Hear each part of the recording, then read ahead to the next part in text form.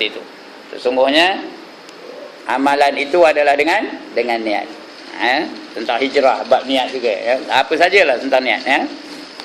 Jadi niat kita betul kan? Malam ni datang ni apa buat? Ngapa datang? Ngapa ngaji? Betul kan niat tu? Kemudian baca Melayunya.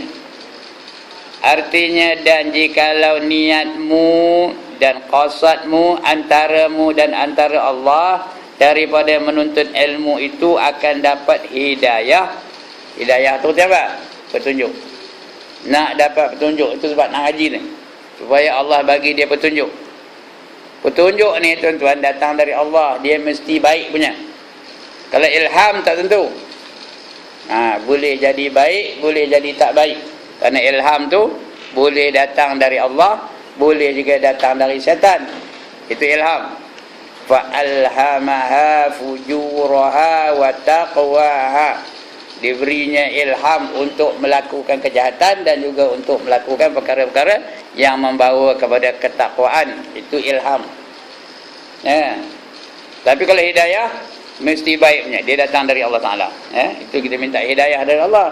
Bila Allah rahmat kita, baru dapat hidayah dari Allah Ta'ala. Malam ni tuan-tuan perempuan dapat hidayah tak? Dapat hidayah tak? Dapat hidayah lah. Datang ngaji ni dapat hidayah lah tu. Cuma nak amalkan pelajaran kita tu, hendakkan hidayah lain. Hendakkan taufik pula tu. Jadi tujuan mengaji tu kerana nak mendapat hidayah dari Allah. Tiada semata-mata riwayat. Bukan nak dengar cerita aja. Nak ngaji malam ni, siapa yang ngajar Haji Ibrahim, dia pandai cerita, aku nak dengar cerita lah. Itu tak ada lah. Bukan hidayah namanya. Itu nak dengar cerita, itu dapat riwayat namanya. Macam cerita kita pergi mendengar peristiwa Isra' dan Mi'raj lah. Kalau dia dapat cerita aja, artinya dia tak dapat hidayat lah tu. Cerita aja. Nabi tu dibelah dada katanya. Kemudian dibubuh dalamnya tu ilmu, dibubuh dalam dada tu ilmu, dibubuh dalam dada tu iman, dibubuh dalam dada tu hikmah. Esok dia pun cerita, dapatlah riwayat. Selalunya kita ni dapat riwayat aja, tak dapat hidayat. Dapat riwayat aja. Tapi orang barat dia buat kajian, tahu? Bila cerita Nabi Muhammad dibelah dada oleh malaikat Jibril, mereka buat kajian, buat eksperimen. Tahu kerti eksperimen? Percubaan. Dia bedah aja. Dia pun berfikir. Ini orang putih lah. Bila dengar cerita Nabi Muhammad dibedah dada pun, dia pun berfikir lah. Is it possible to cut open a person's chest and then you can cure his internal diseases? Faham benda mana? Entah dia. Mana sabar ke seseorang itu boleh dibedah dadanya, lepas itu boleh dibaik atau disembuhkan penyakit-penyakit dalaman manusia. Dia berfikir. Lepas itu dia buat eksperimen. Dibedahnya ada babi lah, dibedahnya kera lah, dibedahnya anjing lah. Akhirnya mereka berjaya menemui kaedah pembedahan jantung manusia. Itu orang putih. Orang Melayu kita ni malah cerita apa? Isra' Mi'raj. Nabi tu bedah dada. Itu je hal. Dapatlah riwayat, dapat apa? Hikayat aja. Tak dapat hidayah. Kita kalau boleh biar dapat hidayah. Ini dapat hikayat je. Siapalah hikayat malim deman, hikayat malim apa lagi tak? Hikayat bawang putih, bawang merah. Dapat hikayat aja. Kita hendak hidayat, bukannya hikayat. Jadi tujuannya untuk mendapat hidayah, supaya dia dapat melaksanakan ilmu yang dipelajarinya itu. Itu tujuan yang baik itu. Itu niat yang baik lah tu. Tiada semata-mata riwayat, maka sukai olehmu. Fabashirhum. Artinya berilah, terimalah berita gembira untuk ni. Sukai olehmu kerana bahawasanya malaikat itu menghamparkan ia bagimu akan sayapnya apabila engkau berjalan. Dan segala ikan laut memohon ampun bagimu kepada Allah Ta'ala apabila engkau usahai di dalam menuntut ilmu itu. Kalau kita betul niatnya semata-mata kerana Allah, semata-mata nak dapat hidayah dari Allah, malaikat tu apa? Mengembangkan sayap dia. daripada tempat kita datang, daripada rumah kita ni, daripada quarters FRU tu datang kemari, dilindungi oleh apa? Dilindungi oleh sayap-sayap malaikat. Begitu juga siapa yang datang dari jauh dari masjid hospital tu datang kemari kerana nak mengaji ilmu yang beri manfaat, malaikat tu kembangkan sayapnya, melindungi, memayungi orang-orang yang pergi mengaji ilmu tu. Begitu juga ikan di laut. Apa buat ikan tu? Minta ampun kepada Allah bagi pihak orang yang mengaji tu. Ya Allah, ampunkanlah Ustaz Radhi tu, ampunkanlah Zaini tu, ampunkanlah Timah tu, ampunkanlah Munah tu. Tahu? Ikan tu minta ampun, tahu? Ikan keli, ikan ruan, ikan talapia, ikan peret. Tahu kena main ikan peret? Tak tahu. Cuba bayangkan ikan bilih di laut tu, ada berapa ekor ikan bilih di laut tu? Semuanya minta ampun. Berapa ribu ekor, ratus ribu ekor, juta ekor pun minta ampun. Tak care, tak nak. One more time, tak care, tak nak. Jangan miss majlis ilmu. Tiap-tiap malam mesti hadir dalam majlis ilmu. Ada orang datang semayang ada. Lepas itu lebuh entah ke mana. Ada ke dah? Sini tak ada lah ya. Ni nak menyolang mata tengok saya. Pasal dia tak tahu, tak baca ni. Cuba dia baca. Kalau dia tengok kejap ni. Malaikat mengembangkan sayapnya. Di samping itu malaikat juga mendoakan bagi pihak kita, ampun kalau dosa Leman tu, ampun kalau dosa Manap tu, ampun kalau dosa Ibrahim tu, ampun kalau dosa Zainuddin tu, ampun kalau dosa siapa-siapa lah. Ampun kalau dosa Midah tu, ampun kalau dosa Etun tu, ampun kalau dosa Enap tu. Ada ke tak? Tak kenal seorang pun tak ada. Ampun kalau dosa Siti Nurhaliza tu ada? Tak ada juga. Tak ada lah. Minta ampun bagi pihak kita. Ikan di laut minta ampun, malaikat pun minta ampun. Begitu juga dalam riwayat lain katakan serangga-serangga yang kita lalui itu, kalau melalui jalan kampung, dia pun minta ampun bagi pihak kita. Kredik minta ampun, belalang minta ampun, lalat minta ampun, lelabah minta ampun, semua minta ampun bagi pihak kita. Kerana mereka suka benar kita ni hadir dalam majlis ilmu. Rasulullah kalau dia masuk masjid, dia jumpa beberapa kumpulan manusia. Satu kumpulan tengah semayang aja. Satu kumpulan tengah zikir aja ya. Satu kumpulan tengah muzakarah ilmu. Satu kumpulan tengah tahlil je, la ilaha illallah, la ilaha illallah. Satu kumpulan tengah muzakarah majlis ilmu. Agak-agak Rasulullah pergi ke mana? Pergi tempat muzakarah ilmu tu kerana bagi dia pun sangat seronok. Suka untuk hadir dalam majlis ilmu. Malanglah setengah kita tu udah hadir dalam majlis ilmu, terus balik. Ngapa balik tu? Bukan ada apa pun. Saja je. Sebab nak tengok wayang di rumah. Rumah ada wayang tak? Nak tengok wayang tu. Itu dia ya.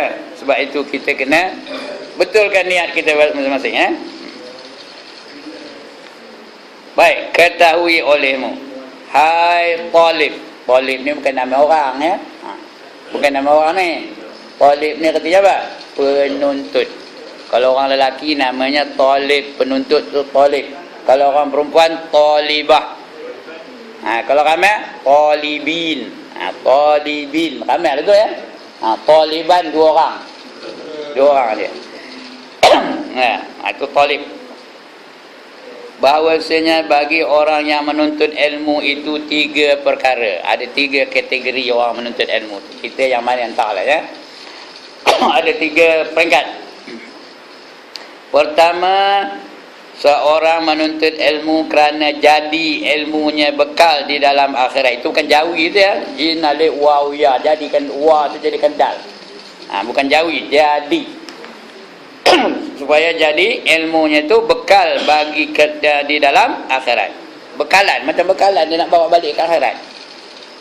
Itu ilmu itu. Dan tiada menghendaki ia melainkan kerana Allah Ta'ala dan negeri akhirat. Kerana dia tahu menuntut ilmu tu pahalanya besar benar. Dia hendakkan pahala tu nak jadi bekalan dia di akhirat. Supaya nanti dia boleh jawab soalan yang ditanya kepadanya oleh mungkar dan nakir. Itu satu. Yang kedua, supaya dia boleh beramal dengan ilmu itu. Dia tahu semayang tu wajib, maka dia pun semayang. Bila dia ada ilmu semayang, barulah betul semayangnya. Ada tak orang semayang tapi tak betul? Ada tak? Kenapa? Kerana tak ada ilmu. Itu dia guna ilmu tu. Ada tak orang puasa tapi tak macam tak puasa? Ada tak? Kerana tak ada ilmu. Itu yang Nabi kata, kam min sha'imin laisa lahu min siyamihi illa al-ju' wal 'atash. Berapa ramai orang yang puasa, tiada puasa baginya melainkan lapar dengan dahaga saja. Ya. Dia cadang, dia menuntut ilmu tu kerana nak amalkan ilmu tu. Supaya ilmu tu jadi bekalan bagi dia. Dia tahu macam mana nak sembahyang, maka dia pun sembahyang. Dia tahu macam mana baca Quran, dia pun baca Quran. Dia tahu macam mana nak puasa, maka dia pun puasa. Begitu. Itu guna ilmu tu.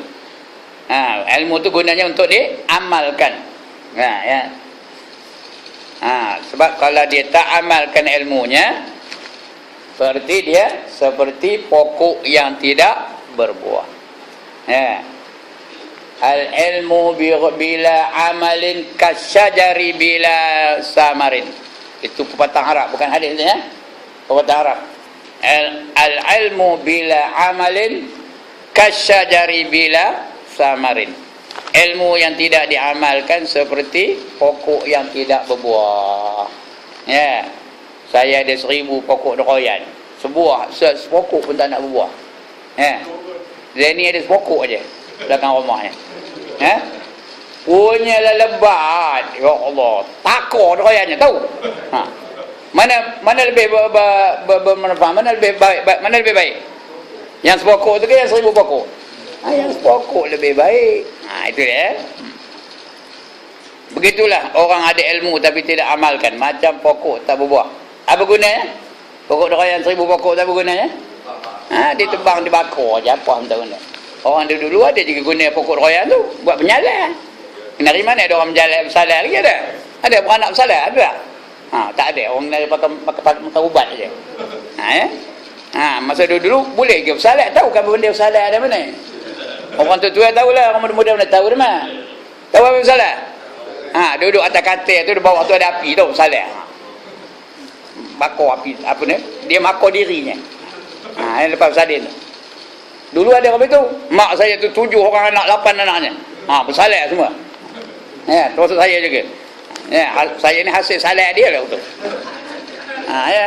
Tapi kenapa orang dah tak berhenti bersalah lagi dah. Dah tak ada apa gunanya. Jadi itu dia. Ilmu tu biar diamalkan. Sebab itu orang yang tak amalkan ilmu seperti orang yang ada alat tapi tak nak pakai. Alat ada tapi tak nak pakai. Dia ada tokak tapi jalan kaki.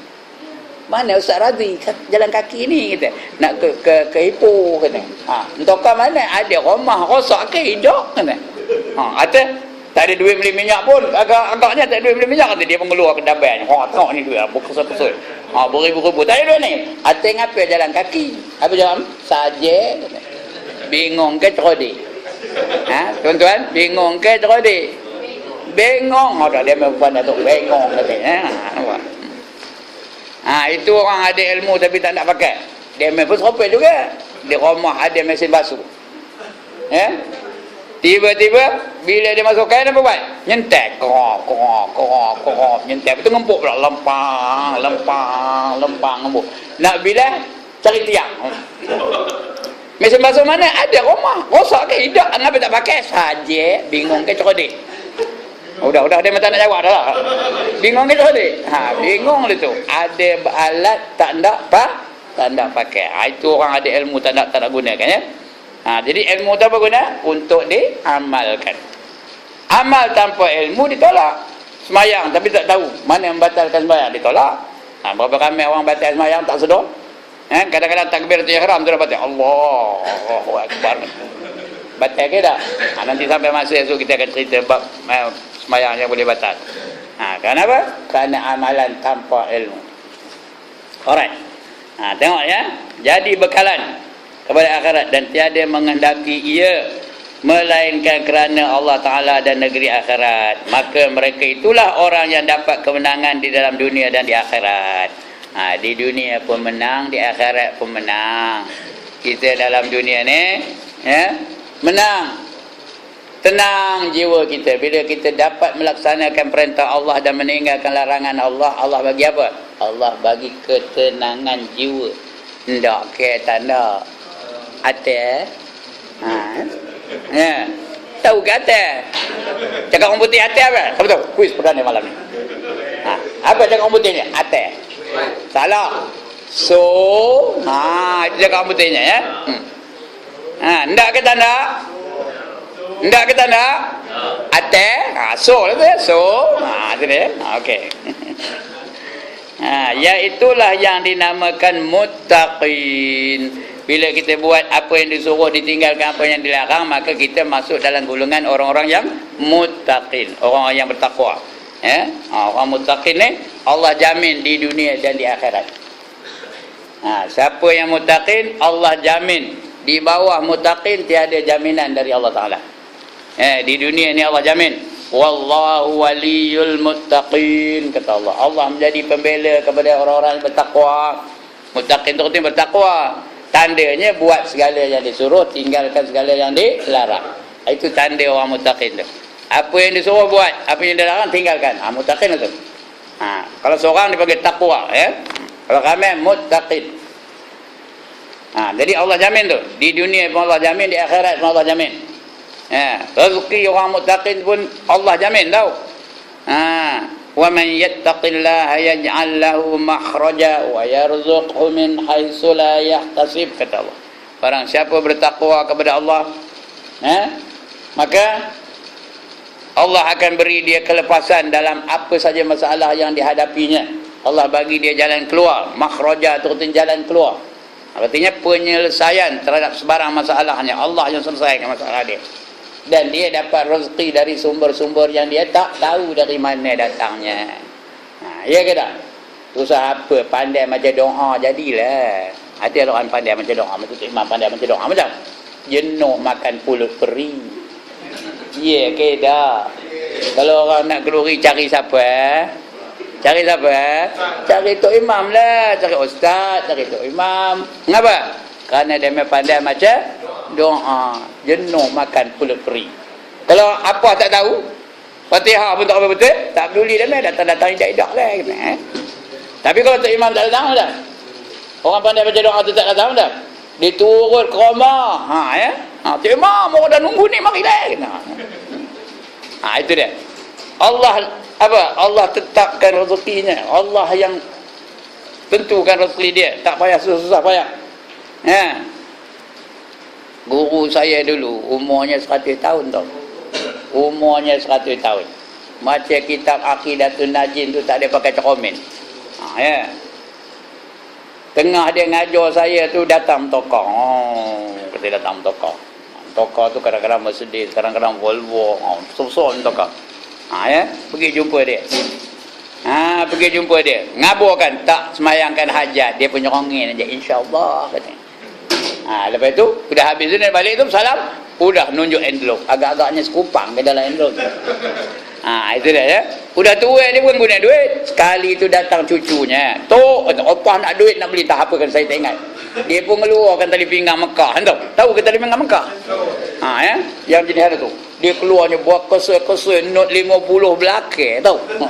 Tu beli mata saya nengoknya. Meleli hanya liwa nengoknya. Punya lah banyak duitnya tahu. Padahal dia bukan guna duit tu. Dia puasa 3 hari seminggu. Hari Isnin, hari Khamis, hari Jumaat puasanya. Makan ada je orang hantar. Ada je orang hantar nasi lemak lah, roti canai lah. Tak payah dia beli. Kenapa? Allah menentukan rezeki dia. Allah menjamin rezeki dia. Itu dia. Itu kalau kita bertakwa. Jadi tuan-tuan dan puan-puan, jadikan diri itu sebagai orang-orang yang bertakwa, nescaya dijamin rezeki oleh Allah Subhanahu Wa Taala. Di akhirat pun Allah jamin. Itu cerita dunia itu dia. Di dunia dia dapat perbantuan dari Allah Taala. Di akhirat dia dapat syurga yang dijanjikan oleh Allah Taala. Innal muttaqina fi maqamin amin fi jannatin wa uyun, kata Allah. Sesungguhnya orang yang bertakwa itu sentiasa di dalam makam yang selamat, dalam keadaan yang selamat. Di mana? mereka berada di dalam syurga yang terdapat air yang berpancutan. Dalam syurga tu ada air pancut tau. Cantik ke tak air pancut tu? Cantik. Itu dijamin bagi orang yang bertakwa tau. Dunia pun dijamin, di akhirat pun dijamin. Therefore we have got no choice. Tak ada pilihan. Mesti menjadi orang yang bertakwa kalau tidak selamat dunia dan akhirat. Ya. Kalau tak nak, tak apa lah. Lantak dia kata dia aku sampai masuk neraka. Okey, jalan. Tak payah takwa. Jangan sembahyang lepas ni. Jadilah lepas ni esok hari minggu ambil nombor ekor. Tak ada jadi orang takwa. Kalau tidak selamat dunia akhirat, kita kena buat apa yang Allah suruh, tinggalkan apa yang Allah larang. Jadilah kita orang yang bertakwa. Bila takwa, dijamin keselamatan di dunia dan juga dia di akhirat. Okey. Apa dalilnya? Dapat kemenangan dunia dan akhirat. Iaitulah orang yang dinamakan muttaqin, seperti firman Allah, innallaha yuhibbul muttaqin. Artinya bahawasanya Allah Taala amat kasihlah akan orang yang muttaqin. Dan lagi firman Allah, wa tazawwadu fa inna khairaz zadi taqwa. Dan ambil, itu bukan apabila tu ya, alif mim ba ya lam, bukan alif fa tu potong, jadikan mim. Ambil, dan ambil oleh kamu bekal. Bawa bekal ke akhirat. Ya, kerana kita pergi akhirat tu selama-lamanya, bukan balik lagi dah. Jadi kena bawa bekalan yang cukup. Apa bekalannya? Sifat taqwa. Itu bekalan akhirat ya. Ambil olehmu akan bekal di dalam akhirat, maka bahawasanya yang terlebih baik daripada bekal itu, daripada bekal, iaitu takut akan Allah Ta'ala. Itu takwa tu, takut akan Allah Ta'ala. Bermula makna takwa itu iaitu mengerjakan taat dan menjauhkan akan maksiat. Itu takwa ya. Buat segala yang disuruh, tinggalkan segala yang dilarang. Itu namanya takwa. Ya. Senang ke susah? Kali lagi, senang ke susah? Nak tanya orang sana pula, senang ke susah? Apanya senang? Apanya senang? Nyebutnya, buatnya belum tahu. Kalau senang, penuh, orang flat ni datang. Senang ke susah? Dah tahu, dah susah belum begini. Tadi senang dari susah balik ya. Ini takwa tau.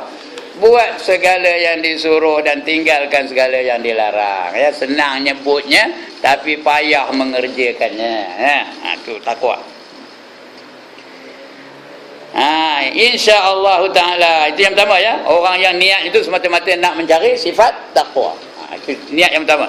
Yang kedua, seseorang yang menuntut ilmu kerana menolong akan kehidupannya di dalam dunia, dan kerana dapat kemuliaan dan kemegahan, dan kerana dapat harta. Itu kan arti harta, H-A-R-T-A. Siapa ada kitab, potong alik rota yata tu, artit. Apa artit? Harta. Kerana nak dapat harta. Maka mereka itu sangat jahat. Maka jikalau dikekalkan akan kausatnya itu, serta diketahuinya akan jahat kelakuannya itu, maka lalu mati ia dengan tiada taubat daripada perbuatannya itu, maka mereka itu mati dalam maksiat. Lagi derhaka mereka itu. Ini yang kedua ni, jahat ni. Kerana dia nak dapat kemuliaan, dia gunakan perkataan-perkataan yang teror-teror, yang hebat-hebat, yang sophisticated, supaya orang tengangin dengarnya. Handai ustaz dia kata. Digunakan perkataan fenomena, lagi apa? Manifestasi, lagi paradigma. Dia pun tak tahu maknanya, digunakan juga. Supaya orang tengangin dengar. Handai Ustaz Ibrahim tu ya. Supaya dipuji dia orang, supaya orang memuliakan dia. Lepas tu tak ke harta pula. Lepas ni jeling je, mana setiausaha ni, mana bendahari ni, tak ada datang lagi. Jenuh. Buka mentoka, tutup balik, buka bonet, tutup balik, tengok tayar keliling, tidak juga berjalan. Kenapa? Envelope belum sampai. Ya. Kalau kerana envelope lah, 100% kerana envelope, itu jahat tentunya. Itu niat yang jahat. Oleh kerana itu malam ni isytihar. Kalau tak ada envelope pun tak ngapa. Bulan depan saya datang juga, insya-Allah. Kalau ikut jadualnya ya. Tapi kalau ada nyerongin lah. Semata-mata kerana nak envelope. Ya. Itu jahat no tu. Hari ini tuan-tuan, ada tak orang meletakkan rega? Ada tak meletakkan rega dirinya? If you want me to come and teach you, you must give me this much. Otherwise, I'm not going to come. Ada tak orang cakap begitu? Ada. Tambah ustazah kinari. Mereka tu laku macam goreng pisang lakunya tau. Tak mandang tangan. Dia boleh tarik rega tak? Kalau dia betul-betul tak ingatkan Allah, boleh tarik rega tau. Ada seorang ustaz pergi ke Kampung Gajah. Dia hendaknya 300 dah ripuh ke Kampung Gajah. Tu zaman itu tu kinari tak ada tanya lagi dah. 300. Ada seorang ustaz lagi, dia ngajar satu tempat, bagi dia 200. Seminggu lepas tu dah datang sorat balik. Ngatakan 200 itu tak cukup, hendak lagi 300. Tapi yang itu dia duduk Kuala Lumpur lah. Takkanlah 500 dia Kuala Lumpur ke Perak. Tak nak saya sebut tempatnya, kan cari dia mana tempatnya. Takkanlah 500 minyaknya, minyak apa boleh? Boleh minyak dari Kuala Lumpur ke Perak. Habis 100 pun tak habis. Ini minyak yang dulu ni, bukannya sekarang ni. Belum kena GST lagi tau. Itu pun nak lagi 300. Ada seorang ustaz tu nak 8,000. Dia nak buat satu forum, satu ceramah perdana. Hendak 8,000. Ada seorang kawan saya di Kemuran Highland, ada seorang, dia imam Kemuran Highland tu. Sekarang ni dia jadi timbalan qadi di Kemuran Highland. Dia jumpa satu orang, dia telefon satu orang. Minta datang ke Kemuran Highland tu. Betul? Kata dia, ustaz tu, jumpalah. Tanya, bercakap dengan PA saya. Tahu PA? Bukan PA apa? Personal assistant saya. Dia bertanya. Dah cakap-cakap tu apa? Berapa ribu nak bagi ustaz ni naik ke atas ni, kata. Dengar itu terus dia letak telefon. Tak ada sambung lagi berita tu. Pasal berapa ribu nak bagi? Dari Ipoh ke Kemuran Highland beribu kan? Saya tiap bulan pergi ke Kemuran Highland dulu ya. Ni hari dah tua, tak ada lalu lagi lah. Dulu tiap bulan naik ke Kemuran Highland tu, tidur sana. Tak ada pula sampai beribu-ribu. Ya. Berapa nak bagi, bagilah. Itu sebab banyak orang tanya saya, minta maaf dia, bukan nak cerita hal saya ni, nak ceritakan pasal niat ni tadi. Banyak orang tanya saya, berapa nak bagi sagu hati ni ustaz, katanya. Dia ngabur saya sebelum datang ceramah tu. Saya jawablah, bagilah mun 3 juta ke. Gelak dia dengar itu. Saya ngabarkan rega itu, duit ni tak masuk dalam agenda, tak masuk dalam topik perbincangan. Ada, tak ada, tak ada lah. Itu dia. Tapi kalau ada, apa tadi jawab? Kalau ada, nyerongin lah. Kalau kerana itu, kerana envelope tadi, inilah dia yang jahat ni. Mati dia sebelum dia taubat, mati dalam husnul khatimah ke su'ul khatimah? Su'ul khatimah. Tadi tu imam baca apa? Allahumma khtim lana bi husnil khatimah wala takhtim alaina bi su'il khatimah. Bisu tu bukan bisu tak bercakap, bisu'i. Bisu'i tu kaitan dengan sejahat-jahat kesudahan. Kalau dia betul-betul dapat kemenangan dunia dan dapat kemenangan akhirat. Kalau tidak, dia sesat katanya. Mereka itulah yang sesat. Ya. Dan kalau dia mati, itu sejahat-jahat itu. Mati dalam keadaan yang sangat jahat. Dan akhirat, kerana orang mana dia. Tapi kalau taubat mereka itu yang tadi ya, yang ndakkan harta, ndakkan kemuliaan, ndakkan apa tadi, kalau dia taubat sebelum mati, jikalau taubat mereka itu dahulu daripada matinya, maka lalu diamalkannya dan ilmunya itu dengan amal yang soleh, nescaya diperhitungkan mereka itu, diperhubungkan mereka itu dengan orang yang dapat kemenangan dalam dunia dan dalam akhirat. Jadi kalau ada kita buat sesuatu bukan kerana Allah, betulkan balik niat tu. Biar kita buat semata-mata kerana Allah. Ya. Kalau kita mati sebelumnya, dapatlah mati dalam keadaan taubat. Kalau taubat jadi apa? Jadi kekasih Allah. Ndak kita ndak jadi kekasih Allah. taubatlah. Bila nak taubat? Esok. Bila nak taubat? Now. Al-an. At this moment. Sekarang ni juga. Jangan tunggu lama-lama. Supaya kita sentiasa bertaubat kepada Allah Ta'ala. Kerana Allah sangat kasih kepada orang yang bertaubat. Kerana orang yang taubat daripada dosa itu seperti orang yang tiada berdosa, dan dapatlah mereka itu keredaan daripada Allah, seperti firman Allah Ta'ala, innallaha yuhibbut tawwabin wa yuhibbul mutatahhirin. Artinya bahawasanya Allah Ta'ala kasih akan mereka itu yang banyak taubat kepada Allah Ta'ala, dan kasih mereka itu yang bersuci daripada najis dan daripada dosa. Itu golongan yang kedua, ya. Suci daripada najis dan suci daripada dosa. Golongan yang ketiga, orang menuntut ilmu juga ni. Seorang yang menuntut ilmu, maka dijadikannya ilmu itu sebab kepada membanyakkan harta dan kemegahan dan kebesaran dan kemuliaan, dan dengan banyak orang yang mengikut dia, dan supaya banyak orang kasih kepadanya, dan supaya mudah dapat segala hajatnya. Padahal mereka itu tiada ingatkan perbuatannya itu dan qasadnya itu jahat, kerana disangkanya akan dirinya itu hampir kepada Allah Ta'ala.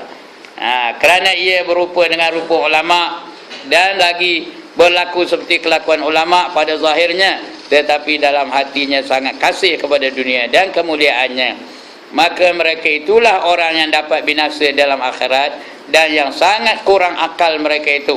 Lagi terpedaya ia dan sesat ia, lagi menyesatkan. Itu bukan menyatkan dia, menyesatkan, menyata, bukan menyatkan itu, menyesatkan ia.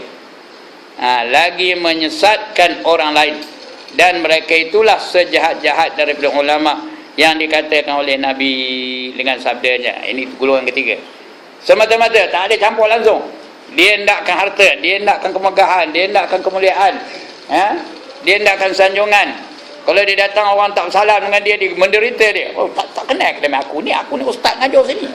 Menderita dia. Dia hendak bila orang datang tu, bila dia datang tu, orang bukakan pintu tokarnya. Betul? Bersalam, cium tangan dia pula. Padahal dia cium tangan tu bukan cium tangan benar pun. Dia cium tangan dia sendiri. Ada tak orang betul? Dia pura-pura nak cium tangan ustaz, tapi rupanya dia cium tangannya sendiri. Ada tak orang betul? Ada. Saya ustaz, saya tahulah. Ramai pura-pura aja. Tapi dia menderita kalau orang tak cium tangan dia. Kenapa? Kerana dia tujuannya semata-mata kerana dunia. Semata nak kemegahan, semata nak pujian, semata nak sanjungan, semata-mata nak kekayaan, semata-mata nak harta. Orang itulah kata Nabi, jauhilah kamu daripada ulama seperti itu, lebih laju daripada kamu lari daripada harimau. Siapa nak dekat harimau angkat tangan. Kalau jumpa harimau apa buat? Larilah. Tapi kalau ada ulama yang jahat itu, yang macam itu, kamu mesti lari daripadanya, lebih laju lagi daripada kamu lari daripada harimau. Ulama itu namanya al-ulama usu, namanya al-ulama usu, ulama yang jahat, ulama dunia. Ulama dunia, dia tak layak dipanggil ulama pun, kerana dia bukan tak tahu hukum,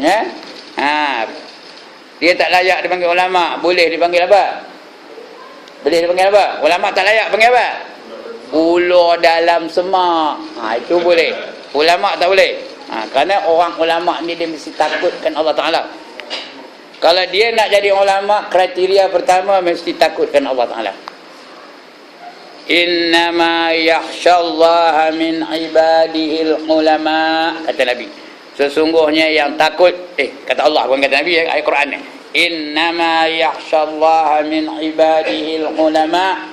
Sesungguhnya orang yang takutkan Allah ialah dari hamba-hambanya yang ulama. Itu kriteria pertama ulama tu, mesti takutkan Allah. Kalau dia tak takutkan Allah, dia tak layak dipanggil ulama.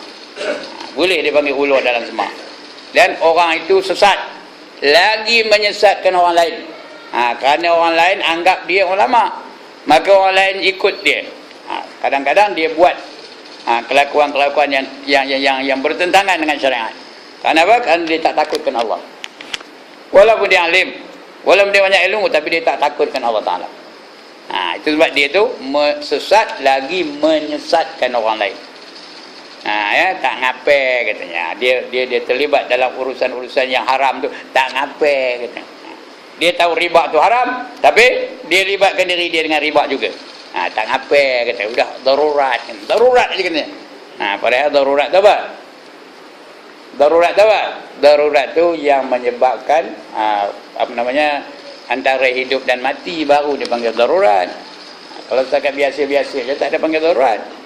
Itu sebab ada ulama yang memfatwakan kalau dia sesak nak makan, sesak nak menyara keluarganya, dia boleh jadi pelacur untuk menyara keluarganya. Ada tak ulama yang cakap apa itu? Ada ke tak ada? Nampak tu. Sedangkan kalau dia nak jadi pelacur, kriterianya mesti ada dua. Yang pertama muda, yang kedua cantik. Kalau dia betul-betul muda dan cantik, apa payah jadi pelacur? Jual nasi lemak jadilah. Kalau dia cantik dan muda, jual nasi lemak depan flat tu, saya dari kampung datang belinya. Kalau dia betul-betul muda dan cantik lah, apa payah jadi pelacur? Jual nasi lemak menyaga bagus kan? Ini bolehlah jadi pelacur kalau dah sesak katanya. Itu fatwa yang sesat lagi menyesatkan. Tak layak dipanggil ulama orang seperti itu, ya. Baik. Itu dia. Jadi orang macam itu sesat. Sebab itu ada bab dalam kitab Imam Ghazali ni, ada satu bab, tapi bukan kitab inilah, kitab lain. Ihya Ulumuddin umpamanya kalau kita baca, ada satu bab namanya ghurur. Apa kata ghurur? Terpedaya. Di antara golongan yang terpedaya, nombor satu ulama lah.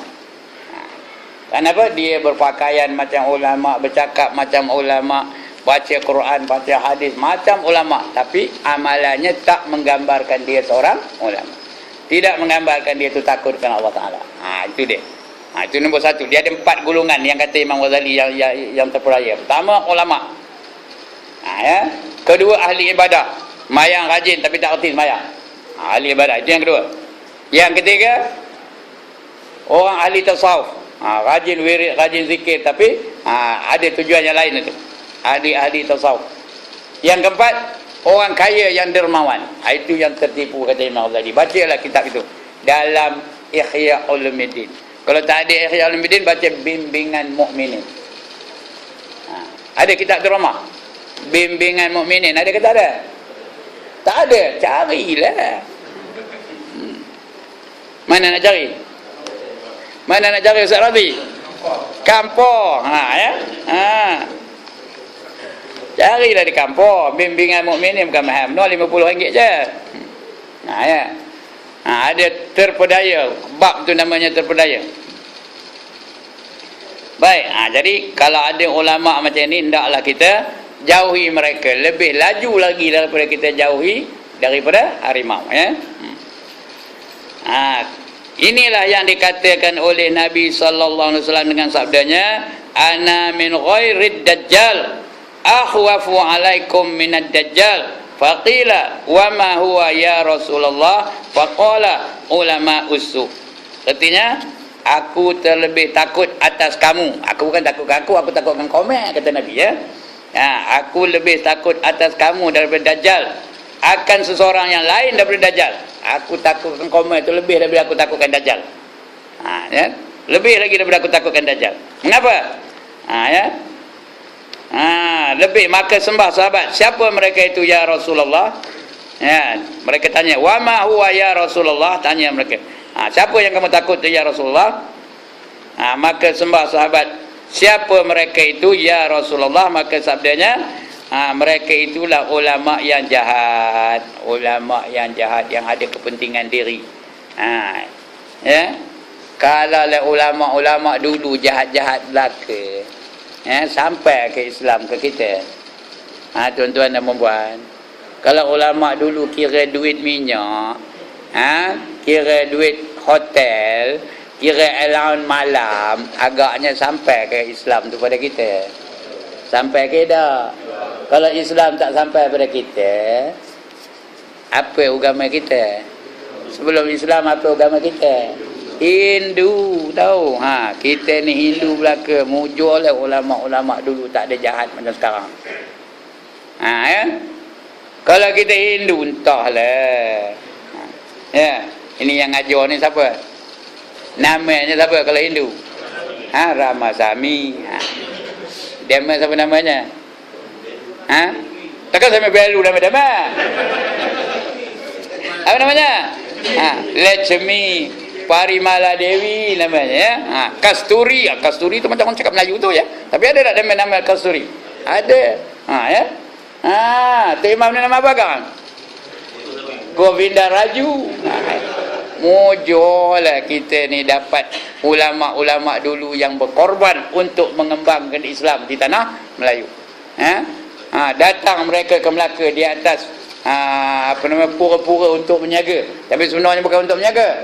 Mereka datang untuk mengembangkan Islam. Singgah mereka di Melaka, sampai di pantai Melaka tu mereka semayang ramai-ramai. Orang Melayu tengok, apa buat damai tu? Kita orang Melayu ya. Sampai dipanggil ke istana. Masa itu rajanya agama Hindu tahu. Siapa nama rajanya? Kuis perdana malam. Paramiswara. Pandai. Kita ambil ayuan ya. Dapat hadiah ayuan. Paramiswara. Mereka pun mendakwah Paramiswara tentang Islam. Islam tu begini. Maka Paramiswara pun tertarik dan masuk agama Islam. Seluruh rakyat Melaka ketika itu masuk agama Islam. Itu sebab kita ni Islam. Ya. Tapi belum sempat kita amalkan Islam seluruhnya, udah datang pula Portugis. Portugis pula menakluki Melaka. Jadi orang Melayu pun jadilah orang Portugis. Berjogetlah damai. Itu yang asal joget tu dari Portugis lah tahu. Dari Melaka ke negeri Pahang, singgah di Johor beli barangan. Siapa yang perkenalannya? Portugis lah tu. Dibingung-bingungnya kita. Dari Melaka pergi ke Pahang, apa dia cekik singgah ke Johor perginya. Itu Portugis tu, dibingung-bingung kita. Lepas tu tak dan Portugis dah datang pula Belanda. Udah orang Melayu jadi orang Belanda pula. Dah main biola je kau je. Jadi orang Belanda. Lepas tu tak dan pula Belanda lama-lama udah datang Inggeris pula. Udah orang Melayu nak cakap orang putih saja. Termasuk yang tuan-tuan guru ni nak cakap orang putih je. Kenapa? Kerana pengaruh Inggeris. Jalan pun orang putih je. Pengaruh Inggeris. Ya.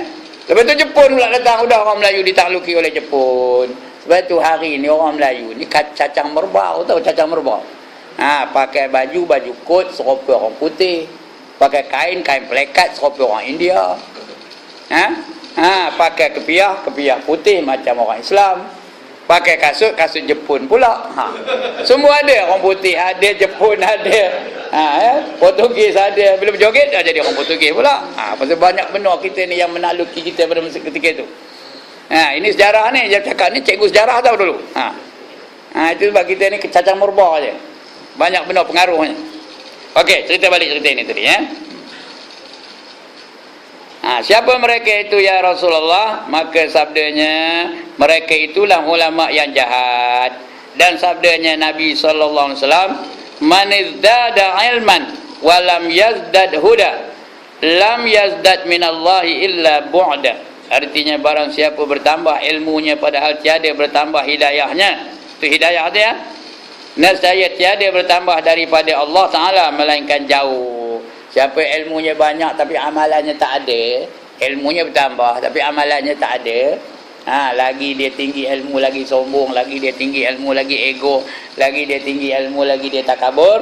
Maknanya dia makin lama makin jauh. Makin lama makin jauh. Makin lama makin jauh daripada Allah Ta'ala. Allah tak bagi dia rasa sabar, tak bagi dia rasa qanaah, tak bagi dia rasa tawaduk. Dia rasa dia lah yang paling terror, dia rasa dia lah yang paling handal, dia rasa dia lah yang paling yang paling apa? Yang paling baik. Orang lain semua tak baik. Itu seorang menung aja seorang tu. Dia ngangguk aja, duduk atas kerusi ngangguk. Tahu kerusi ngangguk? Aku kalau mati esok syurga mana lagaknya ya. Syurga Firdaus ke Jannatul Naim ke Jannatul Ma'wa ke. Orang itu apa gelarnya? Orang apa gelarnya? Orang perasan. Tahu ke perasan? Ya Allah, syok sendiri dah pandai. Itu orang syok sendiri tu. Pasal dia rasa diri dia sudah lengkap. Ar-ra'ahu istaghna, dia rasa diri dia dah lengkap, dah kaya segala-galanya. Ar-ra'ahu istaghna lagi, summa ila rabb apa? Ar-ra'ahu istaghna, summa ila inna ila rabb. Allah dah lupa dia mulut pula. Ar-ra'ahu istaghna inna ila rabbika ruj'a. Sesungguhnya kamu kepada Tuhan kamu akan dikembalikan. Ya. Baik, itu ya ulama tu. Jaga ulama tu. Ada ulama yang jahat, ada ulama yang baik. Ulama ni ada 3 tuan-tuan. Ada 3 jenis. Ini bukanlah kita ini, kita lain. Yang pertama namanya al-ulama ul-amilin. Ulama yang mengamalkan ilmunya. Ya. Macam tu guru kita dululah, dia amalkan ilmunya. Ya. Sebab kita tengok mereka itu tenang hati kita tengok dia. Bercahaya rupa mereka itu, berseri-seri mereka itu. Ulama yang mengamalkan ilmunya. Inilah ulama yang kita nak cari. Jangan tengok saya bukan ulama itu ya. Saya bukan ulama pun. Jangan cari ulama-ulama yang lain. Yang kedua namanya al-ulamaul ghafilin. Ulama yang lalai. Ulama yang ngantuk aja kerja. Lantaklah itu hai komen aku tak peduli kata. Bolehkah kita jadi orang itu? Bolehkah kita ngantuk aja seorang-seorang, kita semayang je seorang-seorang, kita puasa seorang-seorang, kita baca Quran seorang-seorang, kita tak peduli apa yang berlaku di keliling kita? Bolehkah? Bolehkah? Apa kata Allah? Kuntum khairu ummatin ukhrijat linnas ta'muruna bil ma'ruf wa tanhauna 'anil munkar wa tu'minuna billah, kata Allah. Kamu adalah sebaik-baik manusia yang dijadikan oleh Allah di kalangan manusia. Dengan syarat kamu menyeru kepada kebaikan dan mencegah kepada kemungkaran. Wa tu'minuna billah, dan kamu beriman dengan Allah Taala. Syarat nak jadi baik itu amar ma'ruf nahi mungkar, seru kebajikan dan cegah kemungkaran, baru baik. Kalau monyok menong aja itu bukan orang baik tu. Ya, sudah dia tahu. Negara ni diambang kerosakan, diambang kebinasaan, dia diam. Lantaklah itu hai damai, aku tak ada campur. Tak ada. Bukan baik tu. Orang yang baik dia menyeru kebaikan dan mencegah kemungkaran.